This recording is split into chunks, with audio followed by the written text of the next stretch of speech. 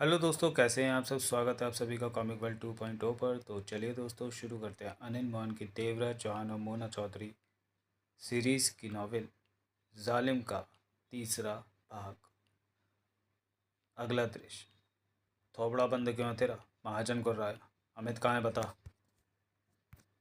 कालूराम के चेहरे पर दरिंदगी के भाव नाच रहे थे। नहीं बताता। नहीं। महाजन के दांत भींचने लगे। नहीं। नीलू महाजन ने मौत भरे अंदाज में गन को संभाल लिया। तो फिर मरने के लिए तैयार हो जा। अब तू मार दे, लेकिन मेरे मरते ही अमित मर जाएगा। कालूराम ने वहशी स्वर में कहा। मुझे तेरी मौत में दिलचस्पी है। भाड़ में जाए अमित। महाजन कुर्राया। तू तो। तभी मोना चौधरी कठोर स्वर में कह उठी। रुको महाजन। महाजन ने होठ भींचकर मोना चौधरी को देखा। मोना चौधरी की निगाह कालूराम पर टिक चुकी थी। अमित को हमारे हवाले कैसे करोगे? मोना चौधरी की आंखों में मौत के भाव नाचने लगे थे। कालूराम के चेहरे पर क्रूरता भरी मुस्कान नाचने लगी। मेरे से मुकाबला कर। जीत गई तो अमित तेरा। कालूराम दरिंदा लग रहा था। एकाएक वहाँ मौत का सा सन्नाटा छा गया। सबकी नज़रें मोना चौधरी और कालूराम पर जाने लगीं। देवराज चौहान अपनी आंखों और चेहरे पर मौत समेटे कालूराम को घूरे जा रहा था। मुझे मंजूर है। मैं तुमसे मुकाबला करूंगी। मोना चौधरी के होठों पर शांत मुस्कान उभरी। बेबी तुम। महाजन ने दांत भींच कर कहना चाहा। खामोश रहो महाजन। मोना चौधरी ने ऐसे शब्दों में कहा कि महाजन के दांत भिंचे रह गए, परंतु चेहरे पर चिंता के भाव स्पष्ट नजर आने लगे। कालूराम ठहाका लगाकर हंस पड़ा। यो खूबसूरत छोरी तो अपनी मौत का इंतज़ाम करन लागो। इससे तो अच्छा है कि सुसरी बीकानेर में मारे खेत के कुएं में कूद पड़ो। इज्जत से संस्कार तो हो जाओ। रुस्तरा कालूराम के पास पहुंच चुका था। बड़े बाप, अब क्या बांधा है? इसकी गर्दन तो फौरन तोड़कर बाहर को फेंक। कालूराम ने घोड़े जैसे दांतों को चबाकर मोना चौधरी से कहा। मोना चौधरी, तू हार गई तो तेरा साथी मुझे गोलियों से भूनटेगा। ऐसा नहीं होगा, मोना चौधरी ने कहा। होगा। इसे बोल गन मेरे को दे दे। उसके बाद हम लोगों में फैसला होगा। मोना चौधरी कालूराम को घूरती रही, फिर महाजन को देखकर इशारा किया। बेबी, तुम अपनी मौत का इंतज़ाम कर रही हो? नीलू महाजन गुर्रा कर कह उठा। जो मैंने कहा है वही करो। महाजन ने कड़वी निगाहों से मोना चौधरी को देखा, फिर गन को कालूराम की तरफ उछाल दिया। इससे पहले कि गन नीचे गिरती, कालूराम ने फौरन उसे थामा और दोनों हाथों से मरोड़ कर गन को गीले तीले की तरह टेढ़ा करके उसे एक तरफ फेंका और महाजन को देखकर व्यंग्य से हंसा। महाजन का चेहरा धधक रहा था। अपने साथी को बोलते कि अगर जिंदा रहना चाहता है तो बीच में ना आए। वो सुन रहा है। मोना चौधरी ने ठंडे सर में कहा। उसे अपनी जान प्यारी है। तेरे पास रिवॉल्वर है तो उसे निकाल दे। लड़ाई में जब हार या मौत सामने होती है तो इंसान गुस्से से रिवॉल्वर निकालकर गोली चला ही देता है। कालूराम ने कड़वे स्वर में कहा। मोना चौधरी ने जेब से रिवॉल्वर निकाली और दूर उछाल दी। कालूराम ठठाकर हंस पड़ा। बढ़िया, बढ़िया। अब आएगा मज़ा। बड़े बाप, रुस्तरा ताली बजाकर बोला। छोड़ना नहीं। चिंता मत कर। इसे खलास करो बाप। अपुन तेरे वास्ते बहुत बढ़िया बर्गर तैयार करके लाता है। कहते हुए रुस्ता राव की निगाह कुछ दूर खड़े देवराज चौहान पर गई, जिसका चेहरा गुस्से से तपकर स्याह हुआ नजर आ रहा था। इस वक्त वह किसी दरिंदे जानवर की तरह लग रहा था। बर्गर तैयार कर। इसे तो मैं अभी निपटाता हूँ। कालूराम का नशे से भरा चेहरा बेहद खुश नजर आ रहा था, जैसे उसे पसंदीदा खाना मिल गया हो। मारा छोरा तो दूसरों की मशीन में तेल देवे। यो तो मारी मशीन को डुबोयो। होटे ही होटों में बड़बड़ाते हुए बाकेलाल राठौर ने देवराज चौहान पर निगाह मारी। यो देवराज चौहान तो पागल हुआ लागे। मारा तो ख्याल होवे कि मोना चौधरी के साथ इसका टाँको फिट हो गयो। इसके साथ ही उसकी निगाह प्रवेश द्वार पर गई, जहाँ से अभी अभी सुजान सिंह ने भीतर प्रवेश किया था। ए भी बीच में कौन आ गयो? धीरे धीरे सबकी निगाह सुजान सिंह पर गई। भीतरी माहौल देखते ही सुजान सिंह ठिठका। उसकी निगाहों ने एक ही बार में भांप लिया था कि यहाँ भारी तौर पर गड़बड़ है, परंतु अब वापस भी नहीं पलट सकता था। उसने देवराज चौहान को भी देखा और मोना चौधरी को भी। मोना चौधरी एक बार सूरज सिंह का भाई होने के नाते उससे मिली थी, इसलिए सुजान सिंह को तुरंत पहचान गई। कौन है तू? कालूराम की दाढ़ बाँ गूंजी। इस खास मौके पर सुजान सिंह का आना उसे पसंद नहीं आया था, क्योंकि वो तो अपने शिकार का खून बहाकर मन को शांति पहुँचाने जा रहा था। देवराज चौहान की खतरनाक निगाह सुजान सिंह पर थी। कौन है तू? कालूराम घोड़े जैसे दांतों को खिटखिटाकर पुनः ऊंचे स्वर में बोला। सुजान सिंह कालूराम की लंबाई चौड़ाई देखकर हड़बड़ा कर रह गया था। उसने जल्दी से खुद पर काबू पाया और देवराज चौहान की तरफ इशारा किया। देवराज चौहान। सुजान सिंह यहाँ के हालात को देखकर भारी तौर पर उलझन में था कि देवराज चौहान और मोना चौधरी के होते हुए ये दैत्य समान इंसान हुक्म चला रहा है। कालूराम ने देवराज चौहान को देखा। ये कालूराम ने सख्त स्वर में देवराज चौहान से पूछना चाहा। देवराज चौहान ने फौरन हाथ उठाकर उसे रोका और सुजान सिंह की तरफ देखकर उसे पास आने का इशारा करके सिगरेट सुलगा ली। सुजान सिंह देवराज चौहान के करीब आया। देवराज चौहान ने महसूस किया कि सबकी निगाहें उस पर ही हैं। क्या है? देवराज चौहान ने दांत भींचकर भिचे किंतु धीमे स्वर में पूछा। मैं सुजान सिंह हूँ और काम बोल। देवराज चौहान ने पूर्वत लहजे में पूछा। सुजान सिंह ने सूखे होठों पर जीभ फेर कर वहाँ मौजूद सब पर निगाह मारी, फिर देवराज चौहान को देखने लगा। मुझे किसी ने भेजा है। सुजान सिंह की आवाज़ बेहद धीमी थी। किसने? मैं नहीं जानता उसे। वो औरत है, सिर्फ आवाज़ सुनी है। अपना नाम किन्नी बताती है। उसका कहना है कि जगमोहन और सोहन उसके पास हैं। अगर उन्हें जिंदा पाना है तो उसके लिए तुम्हें 50 लाख उसे देने होंगे। सुजान सिंह ने सूखे होठों पर जीभ फेर कर धीमे स्वर में कहा। सुनकर देवराज चौहान का चेहरा पहले जैसे ही रहा। हौले से उसने सिर हिलाया। तुम कैसे जानते हो कि मैं देवराज चौहान हूँ? मैं जानता हूँ। कैसे? पहले देखा है मुझे? हाँ, सुजान सिंह ने कहा। अब इस तरह के सवाल मत पूछो। देवराज चौहान ने कश लिया। यहाँ कुछ होने जा रहा है। जो कुछ भी हो, हर हालत में तुम्हें यहीं रुकना है। तुम्हारी जान को कोई खतरा नहीं। बाद में तुमसे बात करूँगा। सुजान सिंह ने सहमति में सिर हिला दिया। देवराज चौहान की नज़र सब पर गई। कालूराम खास तौर से देवराज चौहान और सुजान सिंह को देख रहा था। इधर क्या देख रहे हो? देवराज चौहान एकाएक सबको देखते हुए ऊंचे स्वर में क्या उठा। ये मेरा आदमी है। तुम लोग अपना काम करो। जो करने जा रहे हो वो करो। देवराज चौहान के शब्द समाप्त होते ही मोना चौधरी और कालूराम की नज़रें मिली। महाजन ने बेचैनी से मोना चौधरी को देखा। बेबी, इस जानवर से मत लड़ो। मोना चौधरी को घूरते कालूराम के होठों से गुर्राहट निकली। बोतल ला। कालूराम ने पास खड़े रुस्ता राव से कहा। लो बड़े बाप। रुस्ता राव ने तुरंत सीलबंद बोतल उठाई और कालूराम को थमा दी। मोना चौधरी को घूरते कालूराम ने बोतल खोली और एक ही बार में आधी पेट में उड़ेल कर बाकी की आधी रुस्ता राव को थमाकर चहलकदमी के अंदाज में 2-3 कदम इधर उधर चला। मोना चौधरी मौत किसी निगाहों से कालूराम को देख रही थी। शुरू करें? कालूराम घोड़े जैसे दांत फाड़कर क्रूरता भरे स्वर में क्या उठा। मोना चौधरी के होठों पर जहरीली मुस्कान उभरी। उसने सहमति में सिर हिलाया। कालूराम हंसा। उसकी हंसी किसी पागल जानवर से कम नहीं थी। फिर वो धीरे धीरे छोटे छोटे कदम उठाता मोना चौधरी की तरफ बढ़ा। एकाएक वहाँ गहरा सन्नाटा छा गया था। अब तो मोना चौधरी की डंडा परेड हो गई होगी। बाकेलाल राठौर बड़बड़ा उठा। उसके चेहरे पर अजीब से भाव उभरे पड़े थे, जैसे वो इस लड़ाई का अंत पहले से ही जानता हो। कालूराम के आगे बढ़ने के साथ साथ सन्नाटे में मौजूद भयावहपन और बढ़ गया था। वहाँ मौजूद नीलू महाजन, रुस्तम राव और बाकेलाल राठौर के दिल की धड़कनें बढ़ गई थीं। देवराज चौहान के होठों में दुनिया भर का कसाब और दरिंदगी की सिमटी नजर आ रही थी। सुजान सिंह खतरनाक माहौल को पहचान चुका था, परंतु मामले को समझने की चेष्टा कर रहा था कि यह सब क्या हो रहा है, क्यों हो रहा है। इससे पहले कि कालूराम मोना चौधरी के करीब पहुंच पाता, मोना चौधरी के होठों से गुर्राहट निकली। वो फुर्ती के साथ किसी रबड़ की गुड़िया की भांति उछली। हवा में उसका शरीर हिला और दूसरे ही पल उसकी टांगें कालूराम की छाती पर वेग के साथ पड़ी। इसके साथ ही वो उछलकर दूर जा खड़ी हुई। खड़े होकर संभलने पर जब उसने कालूराम को देखा तो मोना चौधरी के दांत बिछ गए। मोना चौधरी को अपने वार पर पूरा भरोसा था। ये ऐसा वार था कि सामने वाला तीव्र झटके के साथ लुढ़कता हुआ दूर जा गिरता। उसके शरीर के कई हिस्से दर्द से भर उठते और कई पलों तक उसका उठ पाना, संभल पाना संभव नहीं हो पाता। लेकिन कालूराम तो किसी गहरी धसी चट्टान की तरह खड़ा था। मोना चौधरी के वार से कालूराम लड़खड़ाकर सिर्फ एक कदम पीछे हटा था। उसके बाद पहले की तरह मजबूती से खड़ा हो गया था। दोनों हाथ कमर पर रख लिए थे। आंखों में क्रूरता के भाव नाच रहे थे। मोना चौधरी के चेहरे के भावों को देखकर वो वहशी ढंग से हंसा। उसके घोड़े के साइज के दांत नजर आने लगे। मोना चौधरी को देखते हुए कालूराम ने अपनी छाती को इस तरह थपथपाया जैसे तबला बजा रहा हो। उसके चेहरे पर ऐसे भाव थे जैसे कोई नन्हा सा बच्चा उसके शरीर पर उछल कूद करने की तैयारी में हो। देवराज चौहान के चेहरे के भावों में कोई फर्क नहीं आया था। मन्ना तो पहले कह रही हो तो कि मोना चौधरी की डंडा परेड हुआ ही हुआ। बाकेलाल उठा बड़बड़ा उठा। नीलू महाजन के चेहरे पर दरिंदगी नाचने लगी थी।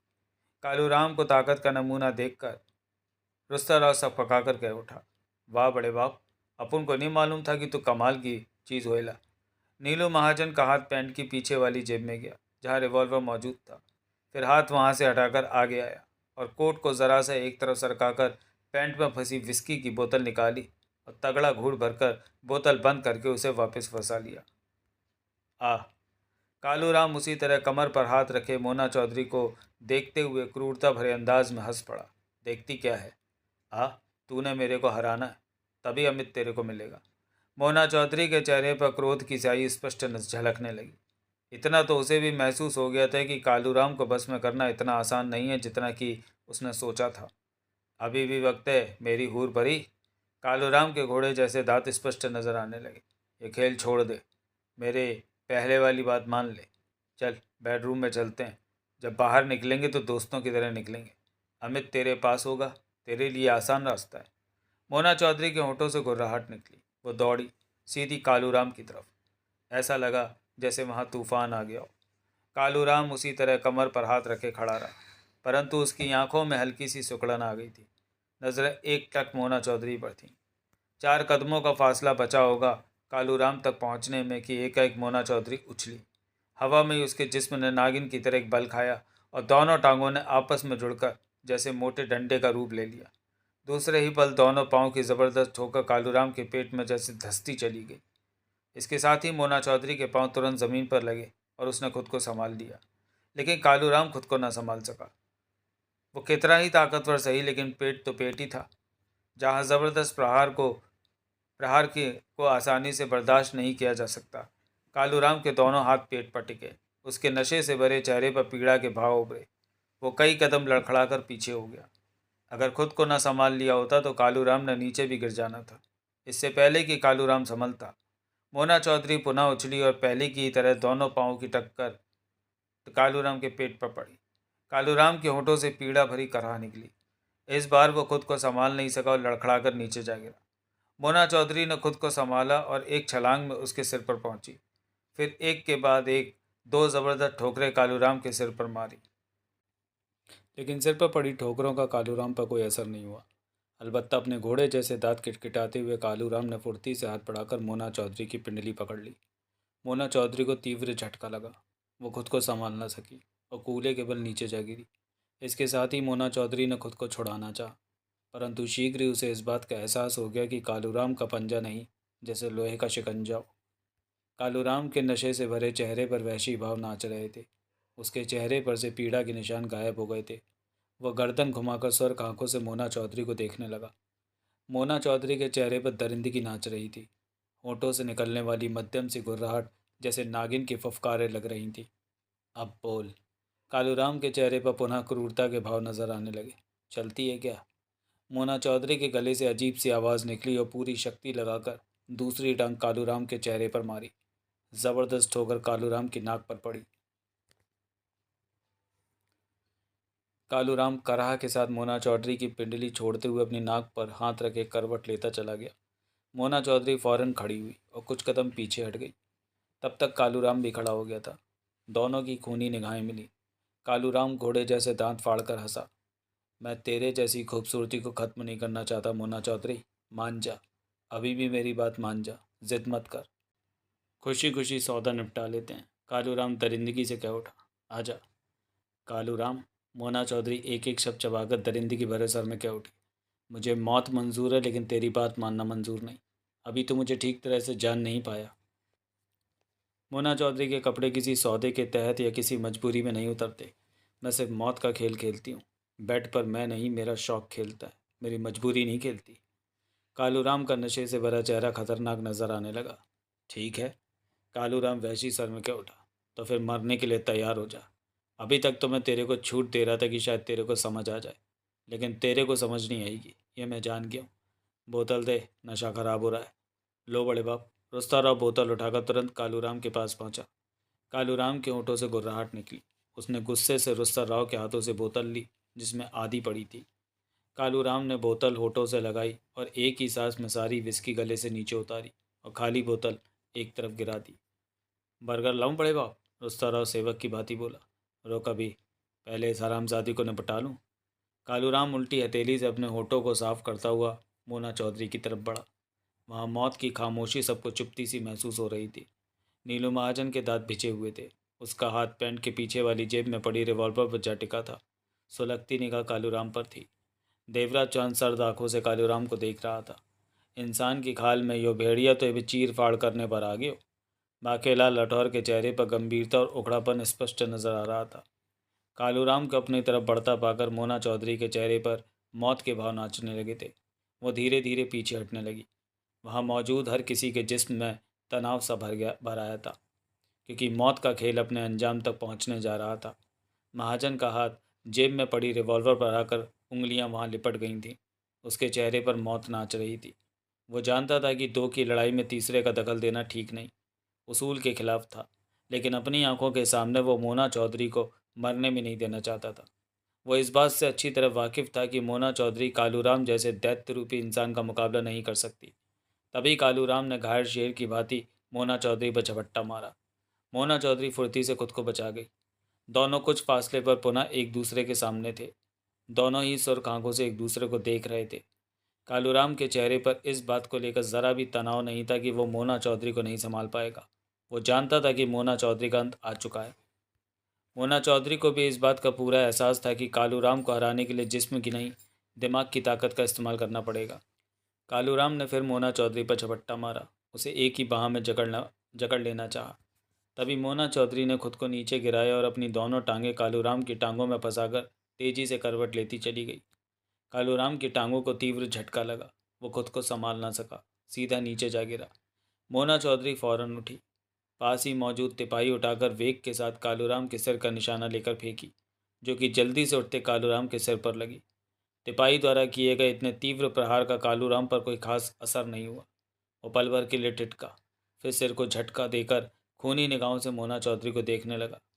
मोना चौधरी इस अंदाज से कालूराम को देख रही थी कि इससे कैसे निपटे। कालूराम हंसा। घोड़े जैसे दांत स्पष्ट नजर आने लगे।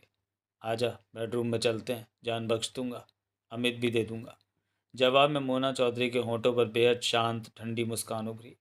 बाकेलाल राठौर ने देवराज चौहान को देखा, फिर बोला, देवराज चौहान, मारे को तो ये सब देखकर मजा ना आयो। हाथी और चींटी में भी लड़ाई होवो का? यो तो मन ने ना बीकानेर में देखो ना गुरदासपुर में। बहुत गलत हो रही हो। देवराज चौहान के चेहरे के भाव नहीं बदले।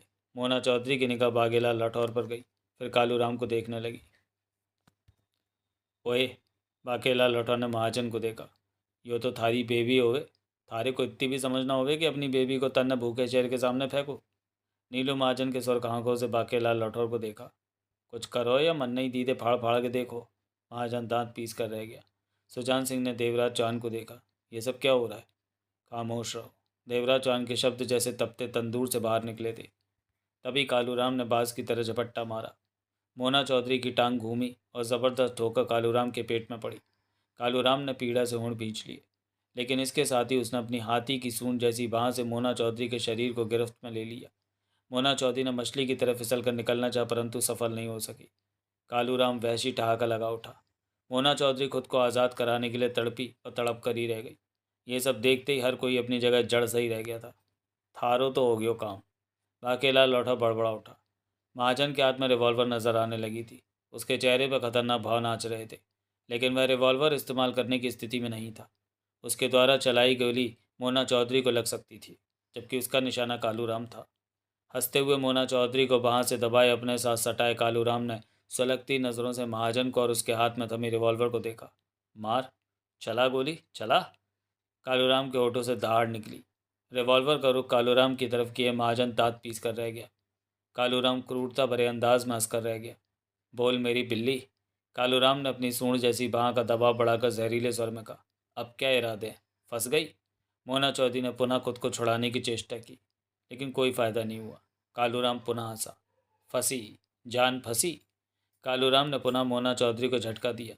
बच सकती है अभी भी, बोल, बच सकती है क्या? जवाब में मोना चौधरी गुर्रा कर रह गई। जंगली बिल्ली, मरकर ही रहेगी। कालूराम वैसे ही सर में क्या उठा। फिर वहाँ मौजूद सब पर निगाह मारी। देख लो, सब देख लो, मर रही है मोना चौधरी। कालूराम की बात न मानने का यही अश्र होता है कोई इसका हिमायती जो इसकी जान बचा सके? कहते हुए कालूराम की निगाह महाजन पर गई। रिवॉल्वर थामे महाजन पागल सा नजर आ रहा था। कालूराम की निगाह सब पर फिरी तो किसी ने नहीं पिया माँ का दूध जो मोना चौधरी को मेरे हाथों से छीन सके। कहने के साथ ही कालूराम क्रूरता भरा ठहाका लगा उठा। कालूराम। दहाड़ जैसी आवाज़ सुनकर कालूराम की हंसी बंद हो गई। उसके नज़र आते घोड़े जैसे दांत फौरन होठों के पीछे छुप गए। माथे पर बल नजर आने लगे। उसकी गर्दन आवाज़ की ओर घूमती हुई निगाह देवराज चौहान पर जा टिकी।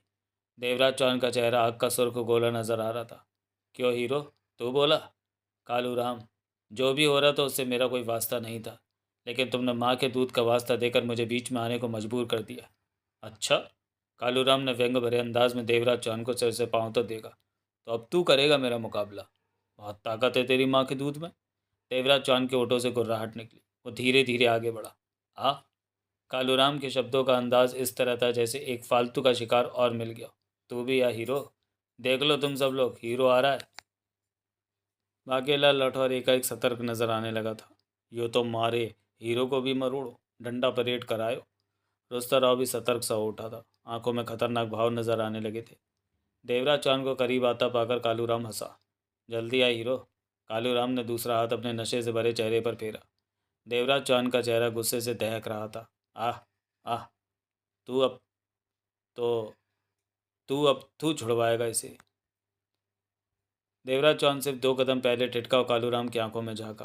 तेरा मामला ठीक चल रहा था कालूराम, देवराज चौहान ने एक एक शब्द चबाकर कहा। लेकिन तेरे कहे शब्दों की वजह से ही मुझे बीच में आना पड़ा। कालूराम हंसा। वहाँ पर मौत को समेटने जैसा आलम था। मोना चौधरी ने छूटने की चेष्टा की लेकिन कोई फ़ायदा नहीं हुआ। छोड़ दे इसे। देवराज चौहान गुर्राया। कालूराम के चेहरे पर कमीनेपन से भरी मुस्कान नाच उठी। तू बीच में क्यों आता हीरो? कालूराम बोला। ये तो तेरी दुश्मन है। मैंने कब कहा कि मेरी दोस्त है? दोस्त होती तो कब का इस लड़ाई का फैसला हो चुका होता। देवराज चौहान ने सर्द लहजे में कहा। माँ के दूध का वास्ता देकर तूने खुद ही मुझे बीच में आने को मजबूर किया। छोड़ दे इसे। कालूराम का नशे से भरा चेहरा बता रहा था कि उसका दिमाग बहुत तेज चल रहा है। बीच में आकर क्यों मामला खराब करता है? ऐसा डायलॉग तो बोलना ही पड़ता है। कालूराम की आवाज़ का भाव एकाएक बदल सा गया। कालूराम की आवाज़ के बदलाव को महसूस कर बहा में जकड़ी पड़ी मोना चौधरी के मस्तिष्क को तीव्र झटका लगा। वो समझ नहीं पाई कि कालूराम देवराज चौहान के प्रति इतना नम्र क्यों हो रहा है। उसके सामने नजर आ रहे देवराज चौहान के चेहरे पर निगाह मारी। देवराज चौहान का चेहरा वैसे ही धधक रहा था। छोड़ दे इसे। कालूराम की आंखों में एकाएक शैतानी चमक नजर आने लगी थी। जा हीरो, तू बीच में क्यों आता है? सब कुछ ठीक ठाक तो निपट रहा है। वैसे ही हो रहा है जैसे तूने कहा था। अब बीच में आकर क्यों मज़ा खराब करता है? देवराज चौहान मनी मन चौंका। उसकी आंखें सिकुड़ी। मैंने कहा था, देवराज चौहान के ओठों से निकला। कालूराम हौले से हंसकर धीमे स्वर में बोला। चिंता क्यों करता है हीरो? ये तो मरने जा रही है। अब इस बात को कौन जान पाएगा कि मैंने ये सब ड्रामा मोना चौधरी को ख़त्म करने के लिए तेरे इशारे पर किया है। 10 लाख नकद एडवांस लेकर किया है। तू चाहता था मोना चौधरी मर जाए, समझ ले मर गई। मुझे तो हैरानी हो रही है कि अब तू खामखा बीच में क्यों आ रहा है। कालूराम के शब्दों को सुनते ही मोना चौधरी का खून खौल उठा। धोखेबाज! मोना चौधरी कालूराम की बाह के घेरे में फंसी कह उठी। मैं तो समझी थी कि मेरा मुकाबला देवराज चौहान के साथ है जो सामने से वार करेगा, लेकिन तू तो मामूली चोर से भी घटिया निकला। वार भी खुद नहीं किया, किराए के आदमी से धोखेबाजी से मुझे फंसाकर मेरी मौत का इंतजाम किया। आज समझ में आया कि देवराज चौहान जैसे शेर का पीछा गीदड़ से भी बुरा है। देवराज चौहान दांत भींचकर कालूराम को देखने लगा। ये झूठ बोलता है। देवराज चौहान गुर्राया। कालूराम हंसा। हीरो, अब मेरी सेहत पर क्या फ़र्क पड़ना है? 10 लाख तो मैं एडवांस ले चुका हूँ। तूने ही तो कहा था कि मोना चौधरी को फंसाकर ख़त्म करना है। उसे अमित का लालच दो तो वो खिंची चली आएगी। मैंने ऐसा ही किया। बिल्ली आप हंसी। अब इसकी गर्दन मरोड़ रहा हूँ। मोना चौधरी की मौत की सी निगाह देवराज चौहान पर थी। सुन रही है तू? कालूराम ने बाह में फंसी मोना चौधरी को हिलाकर कहा। हाँ। मोना चौधरी की आवाज़ में जहान भर की सुलगन थी। तेरे को मैं नहीं मार रहा हूँ, देवराज चौहान मार रहा है। मैं तो इसके इशारे पर चल रहा हूँ। कहते हुए कालूराम की कमीनी निगाह देवराज चौहान पर थी। मेरे को ये सब करने के लिए इस हीरो ने पैसे दिए हैं। पूछ इससे, अमित कहाँ है? इसने तो ढोल पीट रखा है कि अमित गायब हो गया। इसी ढोल को सच करने के लिए तेरे पीछे पीछे मुंबई गया कि ताकि तुझे इसकी बात का यकीन आ जाए और अमित इसी के पास है। इसी ने मुझे बताया था। देवराज चौहान के चेहरे पर भूकंप जैसे भाव थे। महाजन! कालूराम के शिकंजे में फंसी मोना चौधरी चीखी। हाँ। नीलू महाजन के दांत बिछे हुए थे। सुना तूने कि? हाँ, सब सुन लिया है। महाजन की कठोर निगाह देवराज चौहान पर थी। मेरी जान लेने के लिए देवराज चौहान ने बहुत घटिया चाल चली है। मोना चौधरी के होंठों से वैशी सा स्वर निकल रहा था। नहीं तो मैं इतनी आसानी से न फंसती। मैंने तो सोचा था कि मेरी जान लेने के लिए देवराज चौहान सामने से वार करेगा, लेकिन इसने तो किराए के आदमी से मेरी पीठ पर वार करा दिया। सुन महाजन, मैं मरने जा रही हूँ, लेकिन मैं नहीं चाहती कि मेरी मौत के बाद ये धोखेबाज जिंदा रहे। इसे ख़त्म कर देना। चिंता मत करो बेबी, तुम्हारी मौत के बाद ये जिंदा नहीं रहेगा। नीलू महाजन के शब्द अंगारों की तरह तप रहे थे। रिवॉल्वर की सारी गोलियां इसके शरीर में पहुंचनी चाहिए। मोना चौधरी की मौत से भरी निगाह देवराज चौहान पर थी। कालूराम देवराज चौहान को देखते हुए कमीने अंदाज में हंसा। देवराज चौहान के चेहरे पर छाया क्रोध पागलपन का रूप ले रहा था। कालूराम की हंसी ने उसके गुस्से की आग में घी जैसा काम किया। देवराज चौहान के ओठों में जहान भर का कसाव आ गया। उसने कालूराम पर झपटना चाहा। देवराज चौहान के जरा सा आगे आते ही कालूराम की टांग उठी और देवराज चौहान की छाती पर पड़ी। देवराज चौहान लुढ़क कर दूर गिरता चला गया। यो तो तगड़ी डंडा परेड हो। बाकेला लौटा बड़बड़ा उठा। ऊपर से मारे देवराज चौहान की इज्जत का कचरा भी करो, झूठ बोलकर। ऐसी हरामजादी आइटम तो हमने न बीकानेर में देखो और न ही गुरदासपुर में। यूँ कहाँ से मरो। बाकेलाल लौटा और आगे बढ़कर देवराज चौहान की सहायता करना चाहता था, परंतु इस बात से भी भली भांति वाकिफ था कि कालूराम कब कुछ नहीं बिगाड़ पाएगा। देवराज चौहान के दूर गिरते ही कालूराम मोना चौधरी से बोला, मैं तो इस काम के 10 लाख ले चुका हूँ। सब ठीक रहता अगर अपनी दादागिरी झाड़ने हीरो आगे ना आता। अब इसने मेरा मूड खराब कर दिया। बोल, छोड़ दूँ तेरे को? बदले में कुछ नहीं मिलेगा। मोना चौधरी भिचे दांतों से कह उठी, हीरो से 10 लाख मिल गया और क्या चाहिए। कालूराम घोड़े जैसे दांत फाड़ कर हंसा, लेकिन मैं तेरे को छोड़ूंगा तो तू क्या करेगी? सबसे पहला मौका मिलते ही देवराज चौहान को बुरी से बुरी मौत दूंगी। गुर्र रही। पक्का? कालूराम ने चेहरे पर गंभीरता ओढ़ ली थी। हाँ, इसे जिंदा छोड़ा तो ये मेरे लिए भी खतरा बन सकता है, क्योंकि मैंने इससे 10 लाख लेकर इसका काम नहीं किया और इसका भंडा भी फोड़ दिया। खत्म कर देगी इसको? हाँ। मोना चौधरी की खा जाने वाली निगाह उठते देवराज चौहान पर थी। जानती है मैंने तेरी जान क्यों नहीं ली? क्यों? क्योंकि तू बहुत खूबसूरत है, मुझे बहुत अच्छी लगी। कालूराम ने शांत स्वर में कहा। मोना चौधरी को आज़ाद कर दिया। तभी देवराज चौहान ने कालूराम पर छलांग लगा दी। मोना चौधरी फौरन पीछे हटी। हवा में आते देवराज चौहान के शरीर को कालूराम ने दोनों हाथों में थाम लिया। बोल मोना चौधरी, पटक दो इस हीरो को नीचे। कालूराम ने कठोर स्वर में कहा। नहीं। मोना चौधरी की आवाज़ में मौत के भाव थे। इसकी मौत मेरे ही हाथों होगी।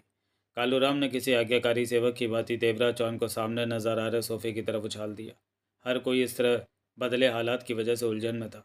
देवराज चौहान सोफे से टकराकर संभला और फुर्ती के साथ खड़ा हो गया। उसकी खतरनाक निगाह कालूराम पर थी। चलता हूँ मोना चौधरी, कालूराम बोला, फिर मिलूंगा। उसी पल देवराज चौहान के हाथ में रिवॉल्वर नजर आने लगी। तुम यहाँ से हिलोगे भी नहीं। देवराज चौहान की आवाज़ में दरिंदगी भरी पड़ी थी। कालूराम ने जहरीली निगाहों से देवराज चौहान को देखा। हीरो।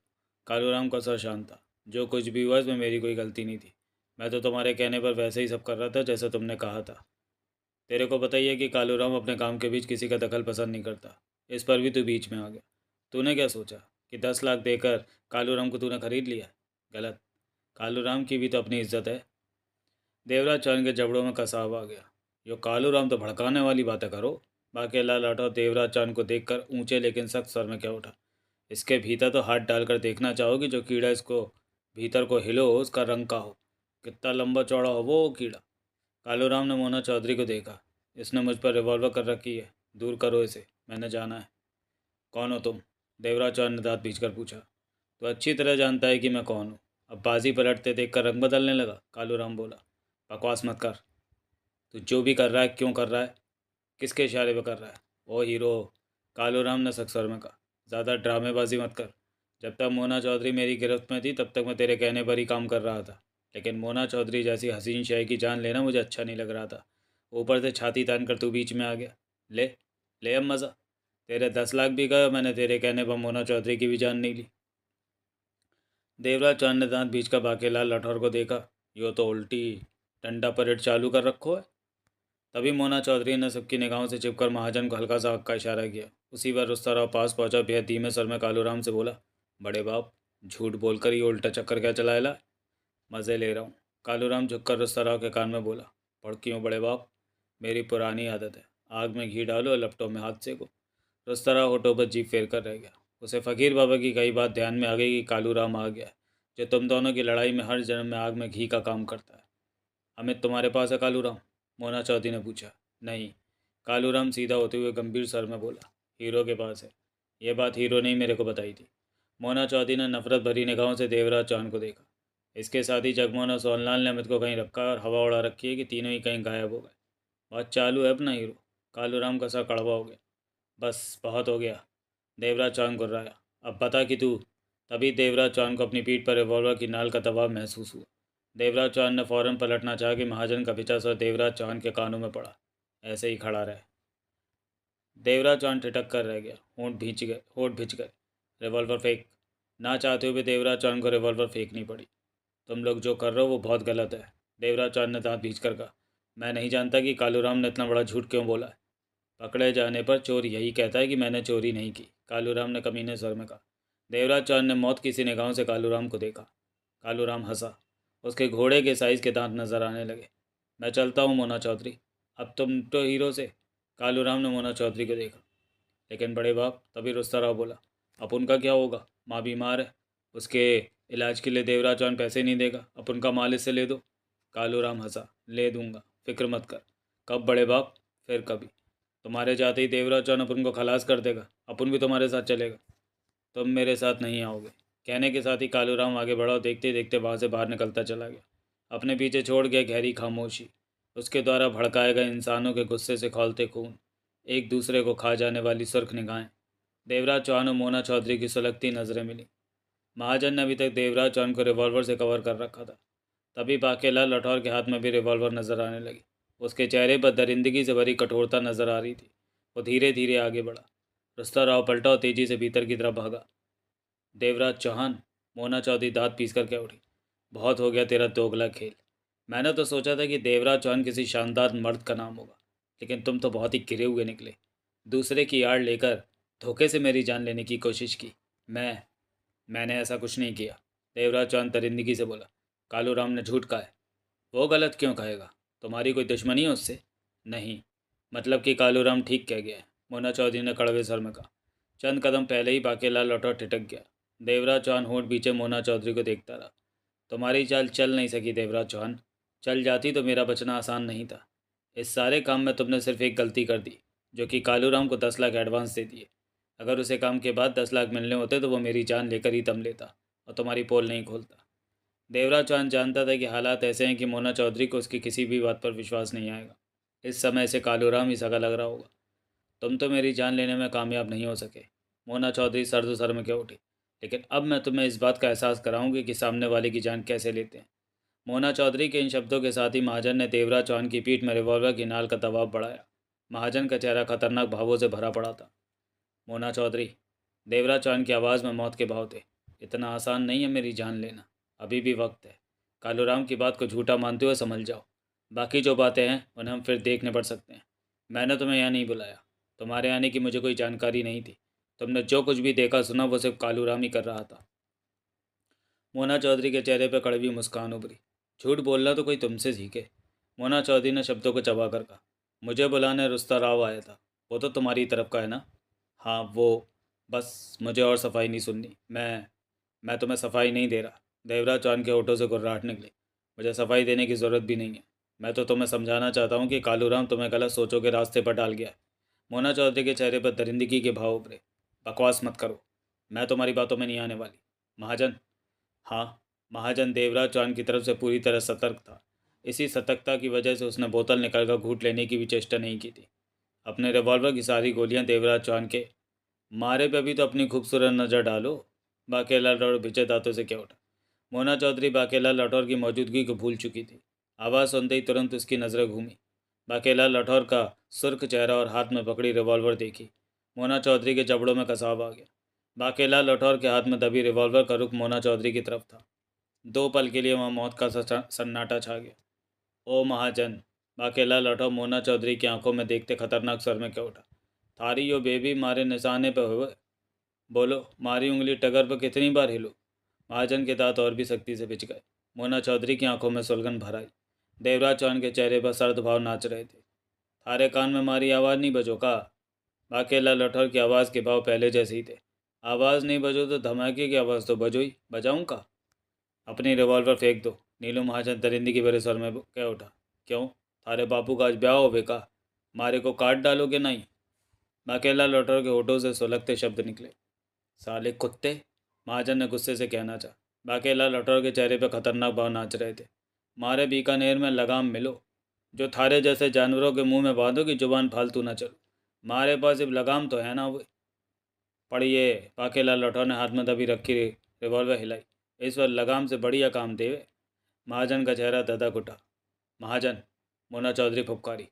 हाँ, इसे ख़त्म कर दे। मैं। ओ छोरी! बाकेलाल राठौर ने हाथ में दबी रिवॉल्वर को उछाला, फिर थाम लिया। थारी अकल मारी गई हो का? यो मारे को गोली मारो तो उससे पहले हम थारे को उड़ायो। उधर को मारा देवराज चौहान कमर से रिवॉल्वर हटते ही अपना कर्तव्य दिखा जाओ। मारा मतलब है कि अकल से काम ले छोरी। ये थारे जीने मरने का सवाल होए। मोना चौधरी और नीलू महाजन की नज़रें मिली। ये ठीक कहता है, महाजन शब्दों को चबाकर बोला। मैं देवराज चौहान को किसी भी कीमत पर इसी वक्त ख़त्म करना चाहती हूँ। मोना चौधरी ने दरिंदगी भरे स्वर में कहा, क्योंकि इसने बहुत घटिया चाल चलकर तेरे को मेरे को कालूराम क्या तो धोखे से मरवाना चाह। मैं देवराज चौहान की लाश देख कर ही बेबी, महाजन दांत भींच कर दबे स्वर में बोला। ये ठीक है कि हम देवराज चौहान को इसी वक्त ख़त्म कर सकते हैं, लेकिन इससे हमें भी नुकसान हो सकता है। थारी खोपड़ी बढ़िया हो, विस्की पीकर ये तेज चलोगा।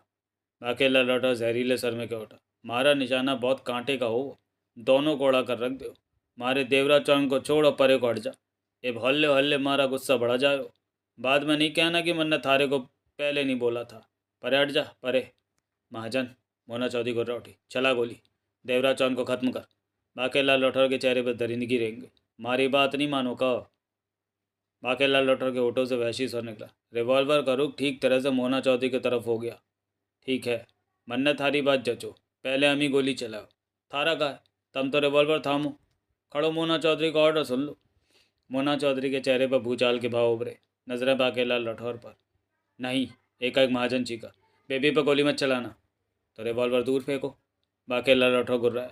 बाकेलाल राठौर की निगाह महाजन की तरफ उठी। देवराज चौहान के चेहरे पर दरिंदगी के भाव नाच रहे थे। इतना ही मौका मोना चौधरी के लिए बहुत था। उसने बिना हिले फुर्ती के साथ अपनी बाईं टांग पीछे की तरफ मोड़ी और ज़रा सा हाथ नीचे करके जूतों में फंसा चाकू निकाला। छोटा सा चाकू जिसका फल एक झटके के साथ खुला। दूसरे ही पल वो चाकू मोना चौधरी की उंगलियों से फिसला और बाकेलाल राठौर की तरफ बढ़ा। यह सब इतनी जल्दी हुआ कि बाकेलाल राठौर न भाप सका, लेकिन ठीक आखिरी वक्त में देवराज चौहान की निगाह मोना चौधरी की हरकत पर पड़ गई थी। बाके! देवराज चौहान चीखा। देवराज चौहान की आवाज़ के साथ ही बाकेलाल राठौर को मोना चौधरी की तरफ से कोई हरकत होने का एहसास हुआ। पल के 100वें हिस्से में ही बाकेलाल राठौर समझ गया कि कुछ हो चुका है, और इतना वक्त नहीं कि मामला जानने की चेष्टा की जा सके। बाकेलाल राठौर और मोना चौधरी में सिर्फ 8 कदमों का फासला था। मोना चौधरी का फेंका खतरनाक चाकू गोली की रफ्तार से जाता हुआ ठीक बाकेलाल राठौर की छाती में धंसने ही जा रहा था कि बाकेलाल राठौर ने फुर्ती से एक तरफ छलांग लगा दी। चाकू उसके कंधे से टकराकर दूर फर्श पर जा गिरा। छलांग लगाते ही बाकेलाल राठौर नीचे गिरा। इससे पहले कि संभल पाता, महाजन ने सिर्फ एक पल के लिए देवराज चौहान की कमर से रिवॉल्वर की नाल हटाई और उसका रुख बाकेलाल राठौर की तरफ करके फायर किया और गर्म नाल पुनः देवराज चौहान की कमर से लगा दी। देवराज चौहान ने उसी पल पलटना चाहा कि महाजन की खतरनाक आवाज़ सुनकर टिटका, हिलना मत वरना। देवराज चौहान दांत पीस कर रह गया। उसकी निगाह बाकेलाल राठौर प्रति जो खड़ा हो चुका था। महाजन द्वारा जल्दबाजी में फायर बेकार गया था। गोली फर्श पर जा लगी थी। बाकेलाल राठौर, मोना चौधरी और महाजन दोनों के जानलेवा वारों से बच गया था। अब फिर पहले जैसी स्थिति थी। बाकेलाल राठौर का चेहरा दहक रहा था। उसकी आंखों से जैसे आग बरस रही थी। वो इस हकीकत से भली भांति वाकिफ था कि गुजरे चंद पलों में वो 2 बार मौत से बचा है। तुम दोनों मारे को मारो, मारी जान ले वो। थारी इतनी हिम्मत की बाकेलाल राठौर की मुंडी मरोड़ो, मारे को वटो। बाकेलाल राठौर दरिंदगी से कहता हुआ आगे बढ़ा और बेहद सावधानी और क्रोध में उबलते मोना चौधरी के पास पहुंचा और उसकी बाह पकड़कर उमेठी। दांत भींचे मोना चौधरी घूम गई तो बाकेलाल ने रिवॉल्वर की नाल उसकी गर्दन से लगा दी। अब फूट महाजन की बेबी, थारी गर्दन उड़ा दो, तुम्हारे पर चाकू फेंको। अब मुर्गी की तरह थारी गर्दन मोड़ कर थारे को वड़ दे वो। सुसरी, तुम खुद को क्या समझे हो वे, पारे को नहीं जाने का। बाकेलाल राठौर की आवाज़ में दरिंदगी नाच रही थी। सुजान सिंह अब तक खामोशी से खड़ा सब कुछ देख रहा था। उसकी जेब में रिवॉल्वर था। वो चाहता तो किसी की भी तरफ से मामले के बीच में आ सकता था, लेकिन ऐसा कुछ भी करने का उसका कोई इरादा नहीं था, क्योंकि मोना चौधरी उसे सूरज सिंह के भाई के तौर पर पहचानती थी और इस वक्त सूरज सिंह मोना चौधरी के साथ काम कर रहा था। ऐसे में मोना चौधरी के खिलाफ कुछ करना सूरज सिंह की जान खतरे में डालना था। दूसरी तरफ देवराज चौहान था। देवराज चौहान के खिलाफ कुछ करने का मतलब ही नहीं था, क्योंकि किन्नी नाम की अनजान औरत ने उसे मजबूर करके देवराज चौहान से सोहनलाल और जगमोहन का सौदा करने भेजा था। अगर उसने कोई गड़बड़ की तो किन्नी उसे हीरालाल की हत्या के जुर्म में फंसा सकती थी, और उधर मोना चौधरी को खबर कर सकती थी कि सूरज सिंह हीरालाल के साथ मिलकर उसकी पीठ में छुरा घोंपने के फेर में था। यह जुदा बात थी कि छुरा घोंपने का उसे मौका नहीं मिल पाया। अजीब सी स्थिति वहाँ पैदा हो चुकी थी। महाजन ने देवराज चौहान को कवर कर रखा था। बाकेलाल राठौर ने मोना चौधरी को कवर कर रखा था। ज़रा सा भी कुछ होने की देर थी कि पहले देवराज चौहान और मोना चौधरी मरे। फिर बाकेला लौटा और महाजन ने गोलियां चलानी थी। इस बात से हर कोई वाकिफ था। ओए, बाकेला लौटा और मुन्ना चौधरी की गर्दन पर रिवॉल्वर रखे क्रूरता भरे सर में क्या उठा। देखता क्या है, मार देवराज चौहान को, और इधर हम थारी बेबी को बढ़ता है। महाजन के दांत और भी सख्ती से बिछ गए। बढ़ देवराज चौहान को। बाकेला लौटा पागल सा हुआ लग रहा था। तभी रुस्ता राव की आवाज़ वहाँ गूंजी। कोई किसी को नहीं मारे बाप। सबकी नज़रें रुस्ता राव की तरफ गई, जो कुछ दूरी पर हाथ में गन थामे खड़ा था। ये वही गन थी जिसे वो भीतर छिपाया था। गन थामे रुस्ता राव का चेहरा सपाट था। ओ छोरे, थारे को खो थारे को का खुरक उठी हो। बाकेलाल लौटौर के होठों से घुर्राहट निकली। रुस्ता राव ने महाजन और बाकेलाल लौटौर को देखकर करने लाई। तुम दोनों अपनी अपनी रिवॉल्वर जेब में डालकर पीछे को खिसकेला। रुस्ता राव ने शब्दों को चबा कर कहा। जल्दी करेला बाप, अपन गन पकड़े लाए। चलानी आवे हो थारे को, बाकेलाल लौटौर ने पहले जैसे सर में कहा। रुस्ता राव ने सख्त निगाहों से बाकेलाल लौटौर को देखा। यो तो मारे को आंखों ही आंखों में हजम करो, छोरा गुस्से में दिखे। बाकेलाल लौटौर ने बड़बड़ा कर देवराज चौहान को देखा। यो छोरा किसके पाले में होवे। देवराज चौहान का चेहरा पत्थर की तरह सपाट था। जो अपन बोला उसे सुनेला कि नहीं। रुस्ता राव की आवाज़ की सख्ती बढ़ गई। दोनों अपने रिवॉल्वर जेबों में डालकर पीछे को हटेला बाप। ये कोई लड़ने मारने का नहीं है। अपन इतना जानता है कि सामने वाले को तब मारेला जब खुद को बचने का रास्ता होला। पर यहाँ तो सब मरने की तैयारी में होला। एक दो नहीं, सब मरेला। इस तरह आत्महत्या नहीं करने का बाप। पीछे हटेला या अपन रगड़ा पैदा करे। रुस्ता राव के इन शब्दों के साथ वहाँ खामोशी छा गई। मोना चौधरी और महाजन की नज़रें मिली। तुम इनके साथ ही हो, मोना चौधरी रुस्ता राव को देख कर बोली। तो क्या हो गया बाप, तुम धोखे से मैं मार सकते हो, तुम्हारे हाथ में गन है। तुम धोखे में तुम होइला मोना चौधरी। कालूराम तुम्हें बोला और तुम मान गया। अपन तेरे को कालूराम के कहने पर बुलाएगा। देवराज चंद नहीं बोला अपन को कि बकवास मत करो, तुम सब धोखेबाज हो। रुस्ता राव ने दांत भींच कर मोना चौधरी को देखा।